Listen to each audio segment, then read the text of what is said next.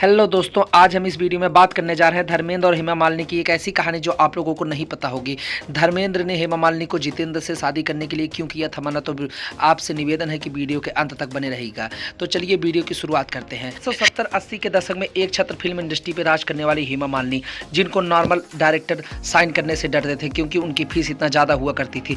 एक ऐसी हीरोइन जिसने कई सुपरहिट फिल्में दी जो आज भी लोगों के दिलों में राज करती हैं। हेमा मालिनी एक ऐसी हीरोइन थी जो उस समय की बॉलीवुड की किंग कही जाती थी और शोले जैसी फिल्मों में काम करके अपने ठुमके पर लोगों के दिलों में राज की थी।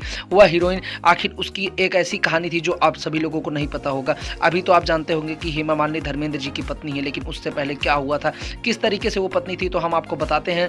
हेमा मालिनी और धर्मेंद्र का अफेयर धीरे धीरे सामने आना स्टार्ट हुआ था। शोले मूवी के बाद इन लोगों की कहानी लगभग स्टार्ट हो गई थी। ये दोनों लगभग मूवियाँ एक साथ करने लगे। इससे भी ज़्यादा सरप्राइज तब हुआ जब इन्होंने एक साथ एंगेजमेंट का ऐलान कर दिया और शादी करके फैंस के दिल में राज करने लगे। सभी फैंस एकदम पागल हो गए कि हेमा मालिनी और धर्मेंद्र की शादी हो गई। लोग दीवाने थे धर्मेंद्र के, क्योंकि उस समय धर्मेंद्र भी सुपरस्टार में थे। लेकिन इसमें सबसे बड़ी बात ये होने वाली थी कि धर्मेंद्र को जितेंद्र से ये कहना पड़ा कि आप हेमा मालिनी से शादी मत करिए। मैटर ये था कि हेमा मालिनी के जो पिता थे वे धर्मेंद्र से हेमा मालिनी की शादी नहीं कराना चाहते थे। उसके सबसे बड़ा रीजन ये था क्योंकि धर्मेंद्र का पहले से ही एक शादी हुई थी और उनके 4 बच्चे थे, जिसकी वजह से धर्मेंद्र को शादी के लिए दिक्कत होने लगी थी। और यहाँ हेमा मालिनी के पिता ने धर्मेंद्र को सीधा अपने चौखट से आने के लिए मना कर दिया था। एक बार का किस्सा बताते हैं आपको, क्योंकि जब धर्मेंद्र हेमा मालिनी के दरवाजे पर आए थे तो हेमा मालिनी के पिताजी ने उन्हें यह कहकर वापस कर दिया कि आपको शर्म नहीं आती ऐसा करते हुए, क्यों मेरी बेटी की जिंदगी बर्बाद कर रहे हो,